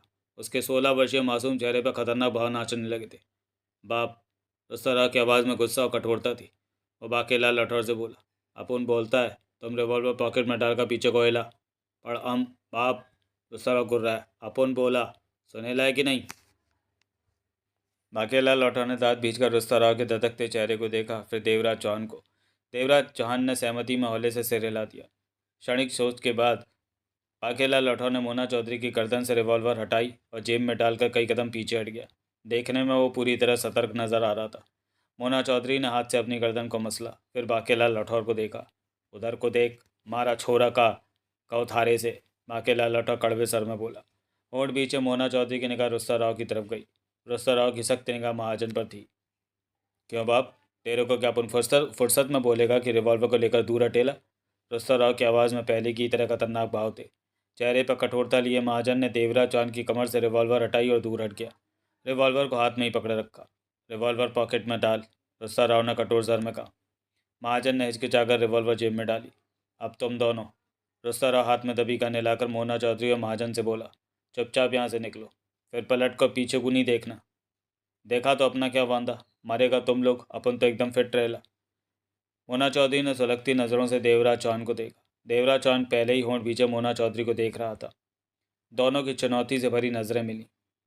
ओए महाजन, मैं अकेला लौटा कड़वे सर में क्या उठा। अपनी बेबी को संभाल, जमाना बहुत ख़राब होवे। यहाँ तो आंखों आंखों में ही सब कुछ हो जावे और किसी को खबर भी ना होवे। महाजन ने बाकेला लठौर को देखकर कड़वे सर में कहा। इस वक्त तो तू बच गया, वरना वरना तन्ने और थारी बेबी ने तो मारे को बटने में कोई कसर ना छोड़ी होवे। बाकेला लठौर की आवाज़ में दरिंदगी भर आई। मन ने याद रहो कि थारे लोगों का उधार मारे पे बाकी होवे। थारी रिवॉल्वर की गोली और थारी बेबी का चाकू। कहते हुए बाकेला लठौर ने सुलगती नज़रों से मोना चौधरी को देखा। मोना चौधरी का चेहरा क्रोध से सुलग रहा था। निकल जाओ यहाँ से, रुस्ता राव का तेज स्वर वहाँ गूंजा। अगर अब झगड़ा शुरू हो गया तो अपन उसे नहीं रोकेला, जल्दी जाओ। मोना चौधरी ने महाजन को इशारा किया और बाहर जाने वाले दरवाजे की तरफ बढ़ गई। महाजन ने आंखें सिकोड़कर रुस्ता राव को देखा, फिर पैंट में फंसी बोतल निकालकर आगे बढ़ते हुए एक साथ 2-3 कूट मारे और बोतल वापस पैंट में ठूस ली। मोना चौधरी और महाजन बाहर निकल गए। कई पल खामोशी से बीत गए। देवराज चौहान ने सिगरेट सुलगाई और कश लेते हुए आगे बढ़कर सोफा चेयर पर जा बैठा। चेहरे पर गंभीरता नाच रही थी। आंखों में छाए ठंडे भाव स्पष्ट नजर आ रहे थे। बाहर कार स्टार्ट होने और जाने की आवाज़ आई। रुस्ता राव ने हाथ में पकड़ी गन को नीचे रखा और आगे बढ़ाया। चेहरे पर चिंता, व्याकुलता उभरी स्पष्ट नजर आ रही थी। ऐसा ही हाल बाकेला लठौर का था। सोचों में डूबा वो अपनी मूछों पर उंगली फेरने लगा था। सुजान सिंह अपनी जगह पर अभी तक स्थिर खड़ा था। अगला दृश्य। बाप, ये तो बहुत गलत हो गया। रुस्ता राव ने खामोशी तोड़ी। झूठ बोलकर कालूराम मोना चौधरी के मन में और भी जहर भरेला। मारे को एक बात समझ में ना आयो कि कालूराम चाहो का। बाकेला लटो उलझे सर में क्या उठा। वो बीच में आयो, सब कुछ करो और चला गया। ना कुछ लियो ना कुछ दियो। मारे को तो ये मामला इतना सीधा न लगो जितना नज़रों को दिखे। रुस्ता राव ने अपने मासूम चेहरे पर हाथ फेरा। देवराज चांद सोचों में डूबा कश ले रहा था। बाप अपुन ने, ओए छोरे, तो मारे को बिन ब्याह का बापू नहीं बना रहे। बाप ये अपन की भाषा है, तो फिक्र नहीं कर। अपन तेरी शादी नहीं होने देला। रुस्ता राव ने सिरे लाकर कहा। तो अपन कह रहा था बाप की कालूराम से पूछेला तो वो अपन को बोला मज़े लेने के वास्ते झूठ बोला। दोनों की लड़ाई बढ़ाकर तमाशा देखेला। ये तो बात ना बनो। बाकेला लठौर ने अपनी मूछ को उंगली लगाई। कालूराम आयो और नाच गाकर चलो गयो। थारे मारे बापू का ब्याह तो यहाँ होवे नहीं, पर वो कुछ भी करके ना गयो। ना लेके गयो ना देके गयो। यही बात मारी समझ में ना आयो। आज के वक्त में तो कोई बिना मतलब के छीको भी नहीं, खुजली भी ना करो। रुस्ताराव बाकेला लठौर की नज़रें मिली। बाप, रुस्ताराव ने हौले से गर्दनें लाई। बोले तो तू सहीच फिट गए, पर सवाल वही पर खड़ा है कि कालूराम कौन था और यहाँ क्या करने के वास्ते आया। वो हरामज़ादा कालूराम तो जेल से भाग कर आयो। उसे पुलिस भी तलाश करती है। यहाँ वो मन ने देखा, तन्ने और सबने देखा पुलिस को। सोहनलाल बताया कि पुलिस कालूराम की तलाश में हो, जो जेल से फरार हो वो और इस इलाके में देखोगे। और कालूराम के आते ही मारा जगमोहन और सोहनलाल गायब हो गए। वो छोरा अमित भी जाने का किसको। कालूराम बोलो कि वो उस दिन दोपहर से ही इस बंगले में छुपो और सब कुछ देखो सुनो और समझो। बाप, रुस्ता राव ने शांत स्वर में कहा। अपन को लगेला कि मामला गड़बड़ है। लागो का मारे को तो पूरा पता होवे कि कालूराम नजर आने वाला डंडा फिरावे। बाकेला लौटा कठोर स्वर में क्या उठा। और झूठ बोले मोना चौधरी से। देवराज चांद से मोना चौधरी की दुश्मनी बढ़ायो। दोनों में तगड़ी ठनी हो। ओ छोरे, तन्ने का जरूरत पड़ो मोना चौधरी को यहाँ लाने की। कालूराम बोला। अपन का दिल आ गया मोना चौधरी पर, और अपन कालूराम से हमें तो जगमोहन और सोनलाल के बारे में जानने के लिए कालूराम के साथ चिपकेला। वही अपन को बोला कि मोना चौधरी को लापुन ले आया। तो बहुत हरामी छोरा होवे। तभी तो उसके आगे पीछे पड़ो बाप कह के घूमो। पर इतना सब कुछ करो, कुछ मालूम भी होगा कि नहीं। बाप वो इतना ही बोला कि अपन अमित उसके पास नहीं है तो वो छोरा कहाँ गयो। अब इस बात का जवाब किसी के पास नहीं था। देवराज चौहान ने सिगरेट खत्म करके एस्ट्रे में डाली, फिर दूर खड़े सुजान सिंह को देखा जो बातों को समझने की कोशिश कर रहा था। देवराज चौहान के इशारे पर सुजान सिंह पास आया। यो नया रंगरूट कौन हो गए। बाकेला लटो ने गहरी निगाहों से सुजान सिंह को देखा। चेहरे से तो बंदो ठीक ना लागो। कौन मोहल्ले में तार का घरों हुए। जवाब देने की अपेक्षा सुजान सिंह ने देवराज चौहान को देखा। बैठो। देवराज चौहान के होंठ खुले। सुजान सिंह पासी की खाली कुर्सी पर बैठ गया। बोलो। देवराज चौहान का सर सपाट था। तुम क्या कह रहे थे। मैं, सुजान सिंह ने सूखे होठों पर जीभ करी। मेरा इस मामले से कोई वास्ता नहीं। किसी के पास मेरी कोई कमज़ोरी है, उसी कमज़ोरी का फ़ायदा उठाकर उसने मुझे सौदेबाजी के लिए बीच में डाला है। देवराज चौहान ने उसकी आंखों में झाँका। बोलते रहो। वो कोई युवती या औरत है, मैंने उसे नहीं देखा, सिर्फ उसकी आवाज़ सुनी है फ़ोन पर। कहते हुए सुजान सिंह ने जेब में पड़े मोबाइल फ़ोन को थपथपाया। वो कहती है तुम्हारे साथी जगमोहन और सोनलाल उसके पास है। अगर उन्हें जिंदा पाना चाहते हो तो उसे 50 लाख की रकम देनी होगी। देवराज चौहान के जबड़ों में कसाव आ गया। और क्या कहती है वो। बस इतना ही बोलती है, सुजान सिंह ने सतर्क स्वर में कहा। तो तुम उसके बारे में नहीं जानते। देवराज चौहान शब्दों को चबाकर बोला। नहीं, नाम भी नहीं जानते। नाम, हाँ उसने ही बताया था। वो अपने को किन्नी कह रही थी। किन्नी। देवराज चौहान के दांत पिच गए। और कौन है उसके पास। और कौन, मैं समझा नहीं। जगमोहन और सोनलाल के अलावा वो लड़का भी उसके पास है। मैं नहीं जानता। उसने मेरे साथ फ़ोन पर बात की और यही कहा है मुझे तुम्हारे पास सौदा करने भेजा है। मेरी कमज़ोरी उसके पास है, इसलिए उसका कहना मुझे मानना पड़ा। बाकेला लाठौर और रुस्तराव की आंखें मिली। तुम उसे कैसे बताओगे कि मेरे से तुम्हारी क्या बात हुई। देवराज चौहान ने पूछा। उसने कहा था कि वो मुझे फ़ोन करेगी। तुम्हारी उससे कब बात हुई थी। देवराज चौहान के होंठ बिछे हुए थे। शाम को। अब कब फ़ोन करेगी। आज रात को ही करने को कहा था। मुझे जानते हो। सुजान सिंह दांत भींच कर रह गया। इसके रिकॉर्ड की सुई अटक गई। बाकेला लौटो ने तीखे स्वर में कहा। जवाब दो। देवराज चौहान की आवाज़ में खतरनाक भाव आ गए। सच बोलूं। सुजान सिंह के होंठ खुले। हाँ, सच ही बोलो। मैं तुम्हारे और तुम्हारे साथियों के बारे में सब कुछ जानता हूँ। ये भी जानता हूँ कि तुम लोग क्या कर रहे हो। वैसे मुझे तुम लोगों के मामले से कोई मतलब नहीं है, लेकिन तुम लोगों की हर हरकत की जानकारी है मुझे। सुजान सिंह ने देवराज चौहान की आंखों में देखा। सब कुछ कैसे मालूम हुआ। देवराज चांद की आंखें सिकुड़ी।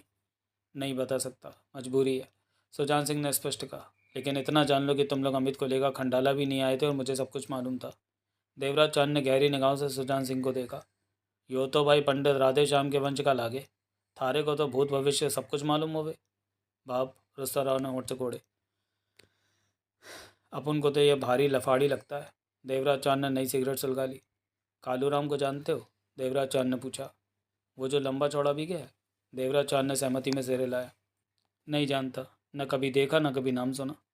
थोड़ा सा भी अंदाज़ा है कि जगमोहन और सोनलाल कहाँ हो सकते हैं? देवराज चांद ने पूछा। जो मैंने बताया है उसके अलावा मुझे कुछ नहीं मालूम।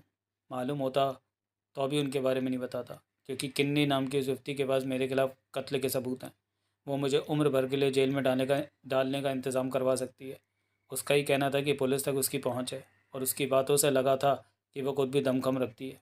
सुजान सिंह ने शांत स्थिर स्वर में कहा। बाप, रुस्ता देवराज चांद से बोला। अगर वो खुद दमखम रखती है तो उसके नाम के दम पर उसे ढूंढा जा सकता है। पुलिस तक उसकी पहुंच है तो उसे तब भी तलाशा जा सकता है। देवराज चांद ने सुजान सिंह को देखा। सुजान सिंह सपाट निगाहों से देवराज चांद को देख रहा था। तुमने अपने बारे में जो बताया मेरे ख्याल में वो अधूरा है। देवराज चांद एक एक शब्द पर जोर देकर बोला। अमित के मामले के बारे में सब कुछ जानते हो तो मैं विश्वास के साथ कह सकता हूँ कि अमित वाले मामले में कहीं ना कहीं तुम्हारा हाथ है। सुजान सिंह के होंठ पिच गए। इसको रास्तों तो बंद होगी। जवाब दे बाप। रुस्ता राव पैनी निगाहों से सुजान सिंह को देख रहा था। मैं जिस मामले के लिए आऊँ, जिस काम के वास्ते मुझे भेजा गया, मेरे से सिर्फ उसी बारे में है। ओए, माकेलाल लटौर के चेहरे पर कठोरता नाची। मारे सामने टेढ़ा नहीं बोलो। हम थारे को वटकर उसके पास भेजो जिस हरामजादी किन्नी ने थारे को हमारे पास भेजा है। सुजान सिंह ने देवराज चांद को देखा। वो किन्नी मुझे जानती है, मेरे बारे में जानती है? देवराज चांद ने पूछा। जब उसने तुम्हारे साथियों को उठाकर 50 लाख मांगा है तो जानती ही होगी। 50 लाख मांगो वो किन्नी? बाकेलाल लटौर ने जहरीले सर में कहा। दियो, ऐसा 50 लाख दियो कि फिर दोबारा 50,000 की भी वो ना सोचो। देवराज चांद ने पहले बाकेलाल लटौर और फिर रुस्ता राव को देखा। मेरे ख्याल में खंडाला जैसी जगह में किन्नी को तलाशा जा सकता है। देवराज चांद बोला। ठीक बोला बाप। रुस्ता राव ने बाकेलाल लटौर को देखा। हम ढूंढ लेंगे, पर अगर वो कोई खंडाला की चीज़ होवे तो। तुम दोनों अभी जाओ। देवराज चांद के चेहरे पर सख्ती के भाव थे। पूरी रात बाकी है, कोशिश करो कि किन्नी के बारे में मालूम कर सको। एकदम फिट बोला बाप। चलो जी, हमारी आंखों से कहाँ छुपो किन्नी। बाकेलाल लठौर और रुस्ता राव के जाने के बाद देवराज चांद ने सुजान सिंह को देखा। किन्नी तुम्हें फ़ोन करेगी? उसने ऐसे ही बोला था। तुम यहीं रहोगे, मैं फ़ोन पर उससे बात करूँगा। देवराज चांद ने बिचे सर में कहा। यहाँ से जाने की कोशिश मत करना, क्योंकि तुम किन्नी को खबर दे सकते हो कि हम उसकी तलाश में हैं। नहीं, सुजान सिंह ने गंभीरता से सिर हिलाया। ये बात उस तक पहुँचाने का मेरा कोई इरादा नहीं है। देवराज चांद कुछ नहीं बोला। तुम उसे 50 लाख नहीं दोगे? एकाएक सुजान सिंह ने पूछा। मैंने इसके बारे में सोचा नहीं। देवराज चांद ने एक एक शब्द चबा कर कहा। लेकिन जो भी होगा वो जगमोहन और सोनलाल के हक में होगा। वे सलामत रहेंगे, उन्हें कुछ नहीं होगा। सुजान सिंह खामोश रहा। तुम? देवराज चांद ने उसकी आंखों में झाँका। मेरे सारे मामले से वाकिफ़ हो, लेकिन ये नहीं बता रहे कि जिस मामले को बाहरी लोग नहीं जानते उसका तुम्हें कैसे पता चला? इस बात का जवाब देना मैं ठीक नहीं समझता। सुजान सिंह का सर सपाट हो गया। मैं ज़बरदस्ती भी तुम्हारे मुंह से अपने सवाल का जवाब पा सकता हूँ। सुजान सिंह के चेहरे के भावों में बदलाव नहीं आया। नहीं, ये इतना आसान नहीं है। जब मैं जवाब पाना चाहूँगा तो सब कुछ आसान हो जाएगा। देवराज चांद ने सख्त स्वर में कहा। सुजान सिंह ने होंठ भींचकर मुंह घुमा लिया। अगला दृश्य। रात को 1 बजे सुजान सिंह के पास मौजूद मोबाइल फ़ोन से सिग्नल मिला। सुजान सिंह ने मोबाइल फ़ोन ऑन करके बात की। सामने देवराज चांद बैठा एकटक उसे देख रहा था। हेलो, सुजान सिंह? उसके कानों में युवती की आवाज़ पड़ी। हाँ, सुजान सिंह ने देवराज चांद पर निगाह मारी। मैं किन्नी, पहचान लिया? देवराज चांद से बात की? किन्नी की आवाज़ उसके कानों में पड़ी। हाँ की। सुजान सिंह का स्वर शांत था। क्या कहता है, माना? देवराज चांद मेरे सामने ही बैठा और तुमसे बात करना चाहता है, सुजान सिंह बोला। पल भर के लिए लाइन पर शांति छा गई। तो तुम अभी तक देवराज चांद वाले फार्म के बंगले पर ही हो? किन्नी का स्वर आया। हाँ, देवराज चांद ने बैठा रखा, जाने नहीं दिया। वो तुमसे बात करना चाहता था और तुम्हारा फ़ोन नंबर मेरे पास तो है नहीं कि बात करा देता, इसलिए तुम्हारे फ़ोन आने का इंतज़ार था। देवराज चांद 50 लाख के बारे में कहता क्या है? मुझसे कुछ नहीं कहा। लो, तुम बात कर लो। सुजान सिंह ने देवराज चांद को फ़ोन दिया। देवराज चांद ने किन्नी से बात की। जगमोहन और सोनलाल तुम्हारे पास है? देवराज चांद की आवाज़ सपाट थी। हाँ, मेरे पास हैं। तुम्हारे पास कैसे आ गए? जब वे तुम्हें वापस मिले तो उनसे पूछ लेना, किन्नी ने जहरीले स्वर में कहा। देवराज चौहान के चेहरे पर कठोरता उभरी।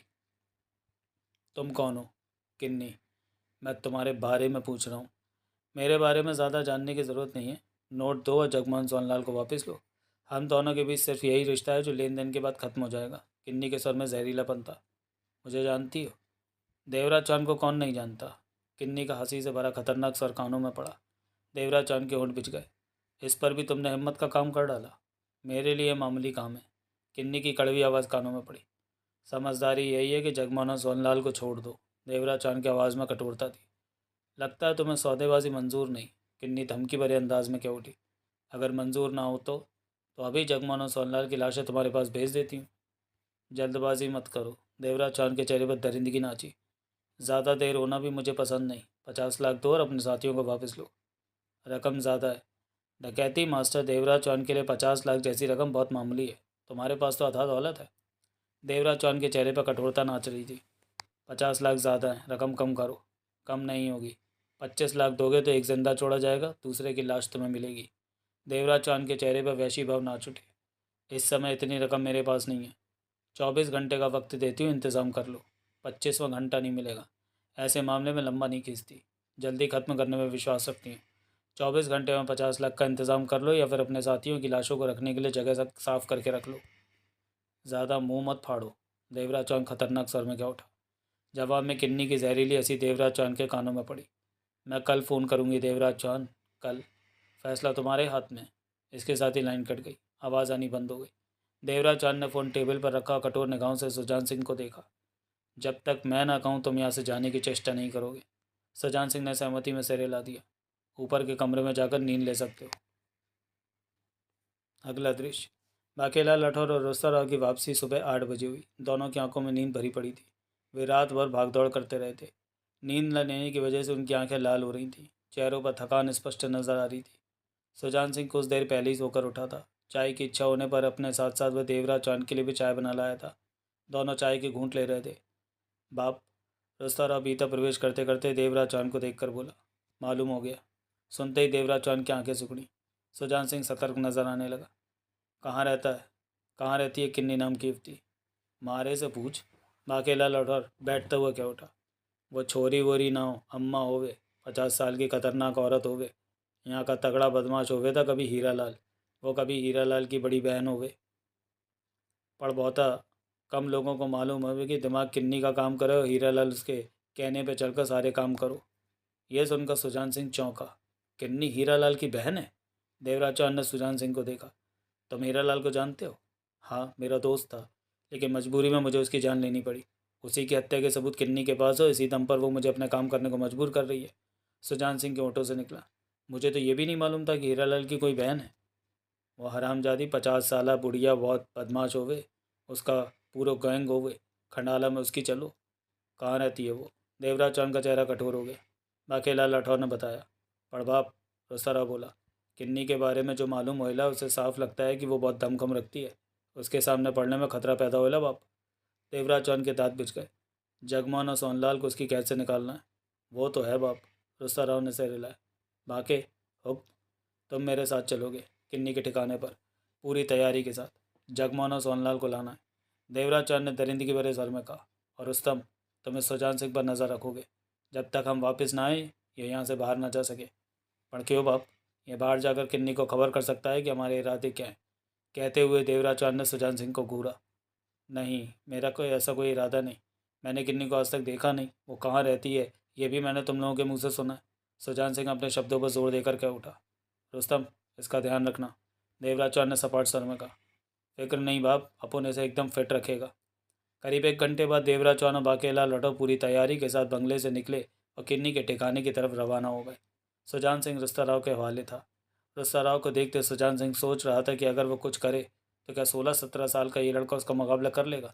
बहरहाल सुजान सिंह का कुछ भी करने का इरादा नहीं था। अगला दृश्य। मोना चौधरी रात से ही सुलग रही थी। देवराज चौहान से उसी ऐसी आशा नहीं थी कि वह कालूराम जैसे इंसान का सहारा लेकर झूठी बात कहकर उसे बुलवा कर उसकी जान लेने की चेष्टा करेगा।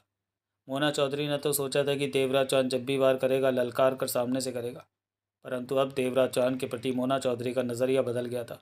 वो समझ गई थी कि देवराज चौहान जैसा इंसान दोस्त तो क्या दुश्मन बनाने के भी काबिल नहीं है। कालूराम अगर देवराज चांद के प्रति गुस्से में आकर उसे नहीं छोड़ता तो वो रात को ही मारी गई होती। मोना चौधरी महाजन के साथ वापस लौटी और बीते वक्त के सारे हालात से सबको वाकिफ करा दिया। दोनों गुस्से में लग रहे थे। 2 घंटे की आपसी बातचीत के बाद मोना चौधरी ने अपना फैसला सुनाया कि कल सुबह ब्रेकफास्ट के बाद फार्म वाले बंगले पर हमला बोला जाएगा। जो भी सामने आएगा उसे शूट करके बंगले पर कब्जा कर लिया जाएगा। हो सकता है देवराज चांद ने अमित को भी बंगले में कहीं छिपा रखा हो। ऐसा हुआ तो अमित भी मिल जाएगा, नहीं तो अमित को तलाश किया जाएगा कि वो कहाँ है। अगला दृश्य। अगले दिन ब्रेकफास्ट के बाद मोना चौधरी, नीलू महाजन, पारसनाथ, जुबेर सिंह चलने को तैयार थे। सब खतरनाक मूड में करने मरने वाले अंदाज में लग रहे थे। सूरज सिंह मोना चौधरी के पास पहुंचा। उसके चेहरे पर गंभीरता के भाव नाच रहे थे। कोई की चोट जैसी नाक पर हाथ रखकर वो मोना चौधरी से बोला, कल रात को भाई देवराज चांद से सौदे की बात करने गया होगा? हाँ। मोना चौधरी ने गहरी निगाहों से उसे देखा। मुझे नहीं पता कि देवराज चांद ने भाई के साथ क्या किया। भाई वहाँ है या वहाँ से चला गया।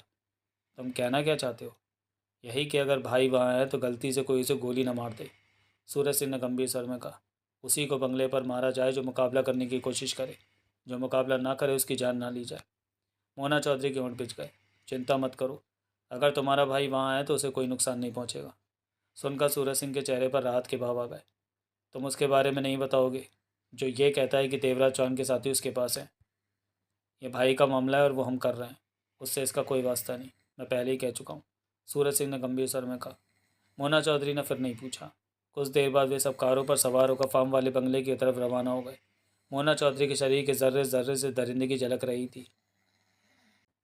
अगला दृश्य। सुबह के 10 बज रहे थे। चोपड़ा अपने घर से मोना चौधरी और उसके साथियों को कारों पर जाते देख रहा था। उसके चेहरे पर अजीब से भाव उभरे हुए थे।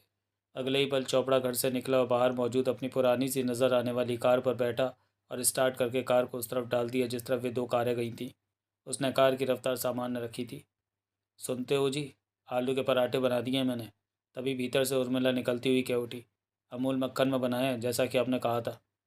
लेकिन तब तक तो चोपड़ा कार दौड़ा चुका था। मैंने कहा जी, आलू के पराठे तो खाते जाइए, अमूल मक्खन वाले। उर्मिला ने ऊंचे स्वर में चोपड़ा को वापस बुलाने वाले अंदाज में कहा। लेकिन देखते ही देखते चोपड़ा की कार निगाहों से ओझल हो गई। उर्मिला ने उखड़े अंदाज में सांस ली। रिटायर्ड होकर भी चैन नहीं, अब बूढ़े होकर बदमाशों से टक्कर लेते रहेंगे। कोई हड्डी वगैरह टूट गई तो देखभाल तो मुझे ही करनी पड़ेगी, और मेडलों में मेरा नाम होता नहीं। चोपड़ा के दिमाग में तो किसी और तरह के ही आलू के पराठे घूम रहे थे।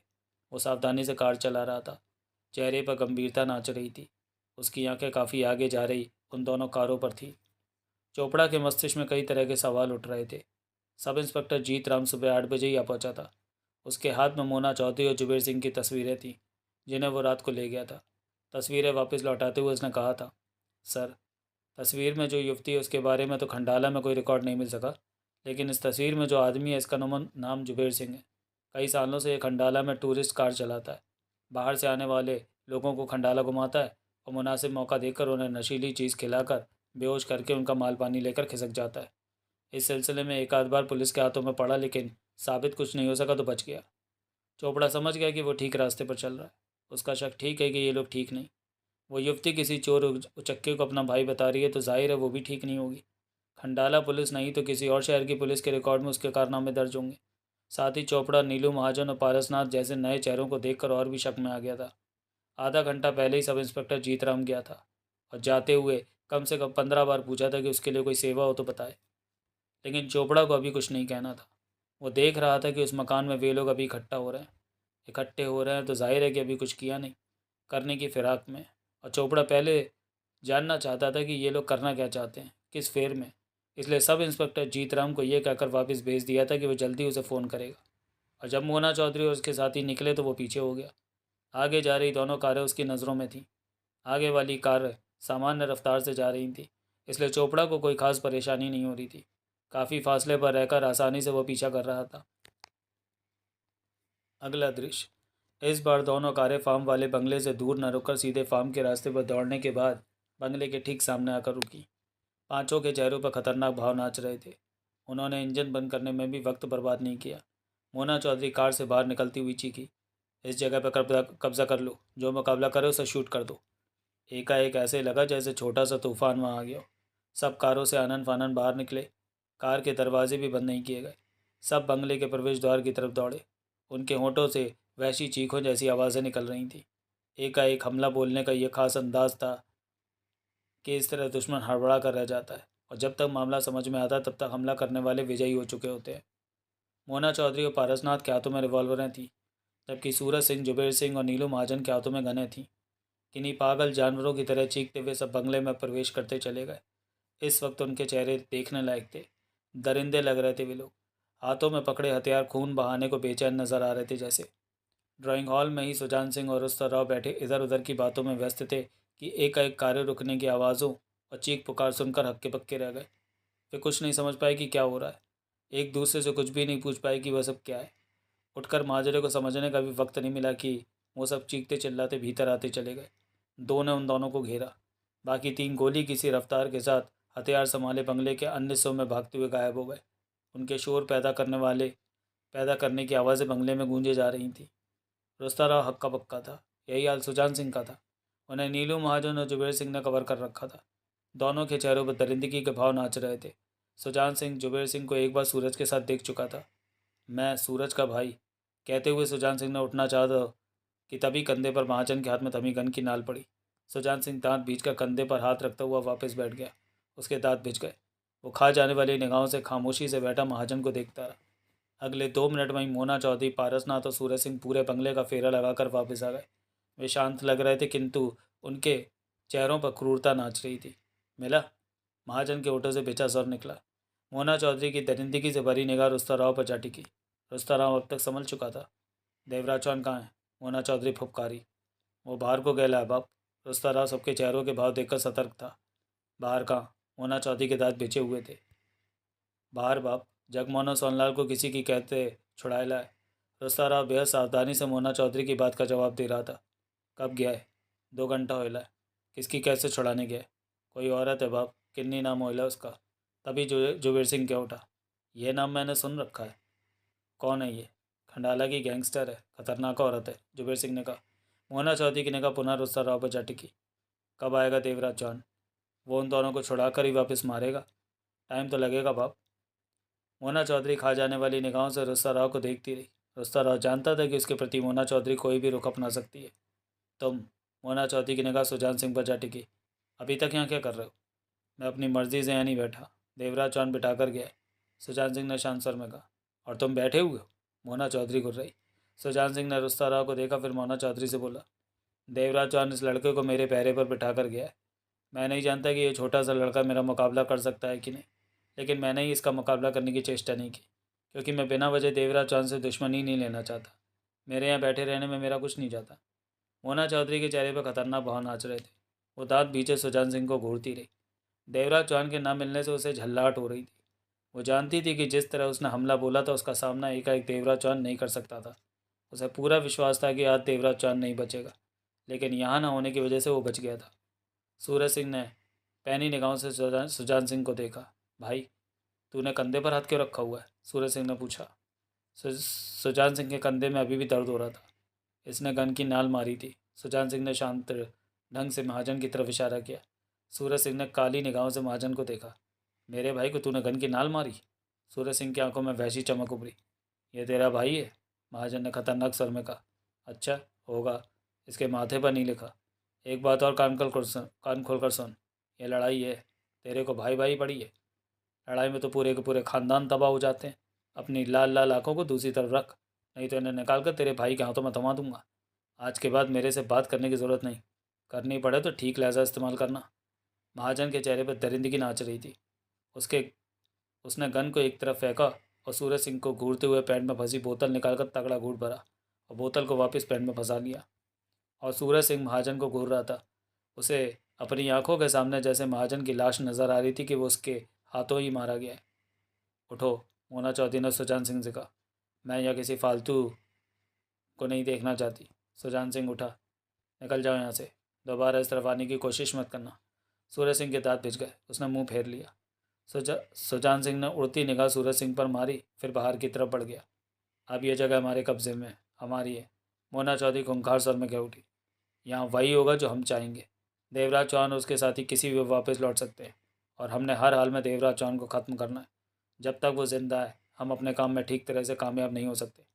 हर किसी की निगाह मोना चौधरी के सुलगते चेहरे पर थी, लेकिन सूरज सिंह दिमागी तौर पर पूरी तरह मोना चौधरी के साथ नहीं था, क्योंकि उसके भाई के कंधे पर खामा का गन मारी गई और पूछने पर उसे धमकी से भरा जवाब मिला।